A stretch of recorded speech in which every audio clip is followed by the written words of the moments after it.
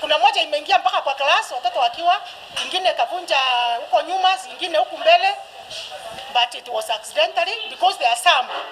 Unajua wakati wamerushiwa, there are some who have jumped through the fence kuingia shule, which was bad. Tumeona mama akiwa amelipa goons, tumeona our former governor amelipa goons kukuja kudistract our peaceful demonstration, na tunataka kumwambia hivi, hata afanye aje, tutaandamana mpaka aende, lazima aende. Hatutaki uongozi mbaya hapa Meru. Kawira must go.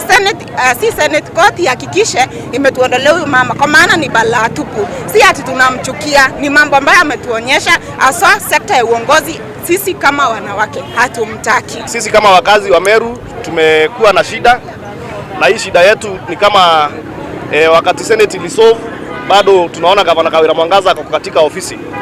Nataka niseme sisi kama wa Meru tumechoka. For the last 2 years hakuna development tumepata ndani ya Meru. Tumemuona akipeana ng'ombe, akipeana gumboots ambazo hazitusaidii.